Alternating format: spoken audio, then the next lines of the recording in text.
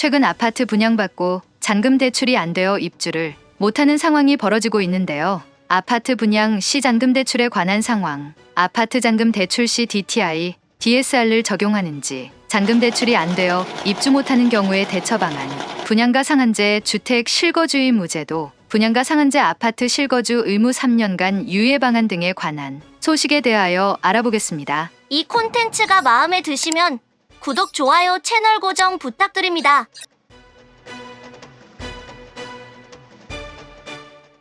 최근 아파트를 분양받고 잔금 대출이 안 되어 입주가 어려운 상황인데요. 아파트 분양 시 잔금 대출에 대하여 알아보겠습니다. 분양 잔금 대출, 아파트 준공이 완료되면 건축물의 사용을 위해 관할 지자체에 사용 승인 신청을 합니다. 사용 승인이 완료되면 입주 지정 기간에 잔금을 납부하고 입주를 합니다. 이때 잔금 지급을 위해 대출을 받는 것을 분양잔금 대출이라고 합니다. 보존 등기, 신규 분양 아파트는 사용 승인이 완료되면 그때부터 관할 지자체에서 건축물 대장을 만들고 관할 등기소에서 등기부등본을 만들기 시작합니다. 보존 등기는 시행사 또는 신탁회사 명의로 전체 토지와 건물에 대해 총괄 등기가 이루어집니다. 신규 분양 아파트는 보존 등기가 나오는데 보통 2-3개월 정도 걸립니다. 후취담보, 집단대출은행에서는 후취담보로 주택담보대출이 가능합니다. 후취담보는 주담대를 먼저 실행하고 보존 등기가 나오면 그때 소유권 이전 등기를 진행하면서 등기부등본에 설정하는 것을 말합니다. 분양잔금 대출 시 시세, 신규 분양 아파트는 KB 시세가 일반적으로 좀 늦게 등재가 되는 편입니다. 입주하는 시기에 KB 시세가 나온다면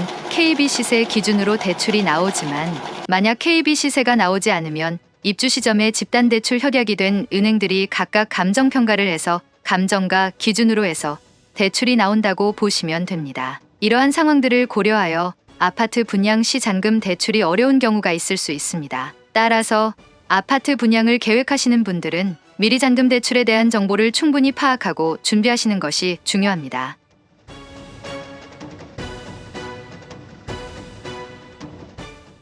그러면 아파트 잔금 대출에서도 DTI와 DSR을 적용하는지요? 아파트 분양 잔금 대출에는 DTI Debt to Income 총부채 상환 비율과 DSR Debt Service Ratio 총부채 원리금 상환 비율이 적용됩니다. DTI는 개인 소득에 따라 부담할 수 있는 대출금을 판별하는 지표로 연소득 대비 금융비용 부담률을 나타냅니다. DSR은 모든 대출의 원리금 상환 부담을 기준으로 계산하며 대출하려는 사람이 현재 부채가 있고 또 대출을 받으려고 할 때 이 사람의 현재 소득을 기준으로 원리금 상환 능력을 판단하는 것입니다. 아파트 분양 시기에 따라 DSR 적용 기준이 달라질 수 있습니다. 예를 들어 2021년 7월 이전에 분양받은 아파트는 DSR 규제가 적용되지 않았지만 그 이후에 분양받은 아파트는 DSR 규제가 적용되었습니다. 또한 분양가와 지역에 따라 DTI와 DSR의 적용 비율이 달라질 수 있습니다. 따라서 아파트 분양잔금 대출을 받을 때는 개인의 소득, 부채, 분양가,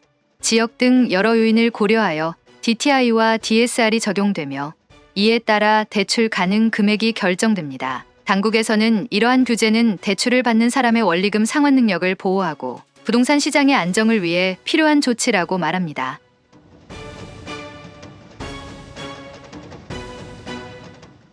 그렇다면 분양을 받아놓고 대출이 안 되어 잔금을 치르지 못하는 수분양자가 있겠네요. 그런 사람들은 어떤 대처를 해야 할까요? 전세를 내놓기, 입주 지정 기간에 입주를 할 수 없는 소유자는 아파트를 전세로 내놓을 수 있습니다. 이 경우 전세금으로 잔금을 납부하는 것이 수월할 수 있습니다. 중도금 대출 이자 납부, 입주 지정 기간 내에 중도금 대출 60%에 대한 이자를 납부해야 합니다. 이 대출 이자를 안 내기 위해 대출을 상환하는 세대도 있습니다. 잔금 대출 상환, 입주 지정 기간 후에는 약 2-3달간의 대출 기간이 남아 있습니다. 이 시기까지는 이자만 납부하면 됩니다. 영끌 대출, 전세가 받아지지 않는다면 그 유명한 영끌 대출을 이용할 수 있습니다. 아파트 매매 대출 이용, LTV 한도보다 대출이 좀 더 필요한 경우 아파트 매매 대출을 이용해 볼 수 있습니다. 이 대출은 주택 매수하는데 한도가 추가로 필요할 때, DSR이나 DTI 규제 때문에 한도가 부족할 때, 원하는 집을 매수하려는데 약간 돈이 부족할 때 이용하시면 좋습니다. 이러한 방법들을 통해 아파트 분양 후 잔금 대출이 어려운 경우에도 대처할 수 있습니다. 하지만 각각의 방법들은 개인의 상황에 따라 다르게 적용될 수 있으므로 전문가의 상담을 받는 것이 좋습니다.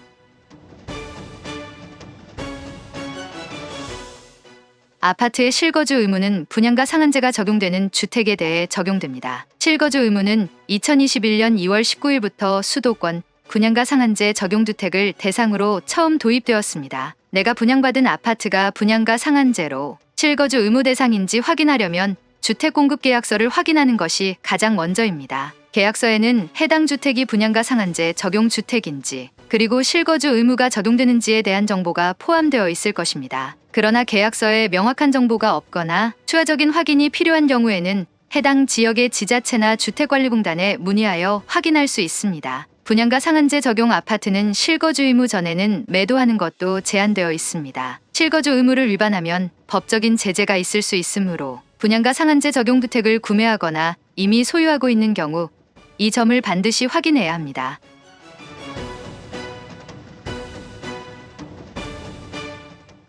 아파트 분양 후 실거주 의무가 있기는 하지만 최근에는 이에 대한 유예 기간이 제공되고 있습니다. 분양가 상한제 아파트에 대한 실거주 의무가 3년간 유예될 전망입니다. 야당인 더불어민주당은 실거주 의무가 시작되는 시점을 최초 입주 가능일에서 최초 입주 후 3년 이내로 완화하는 방안으로 의견을 모은 것으로 확인되었습니다. 이는 준공과 함께 바로 입주하지 않고 한 번 2년간은 전세를 놓을 수 있도록 하는 것입니다. 따라서 아파트를 분양받은 후에도 일정 기간 동안은 전세를 내놓을 수 있습니다. 이러한 유예 기간 동안에는 잔금 대출 문제를 해결할 수 있을 것입니다. 하지만 이러한 정책은 변동이 있을 수 있으므로 아파트 분양을 계획하시는 분들은 미리 관련 정보를 충분히 파악하고 준비하시는 것이 중요합니다. 최근 아파트 분양받고 잔금 대출이 안 되어 입주를 못하는 상황이 벌어지고 있는데요. 아파트 분양 시 잔금 대출에 관한 상황, 아파트 잔금 대출 시 DTI, DSR을 적용하는지, 잔금 대출이 안 되어 입주 못하는 경우의 대처 방안, 분양가 상한제 주택 실거주 의무제도,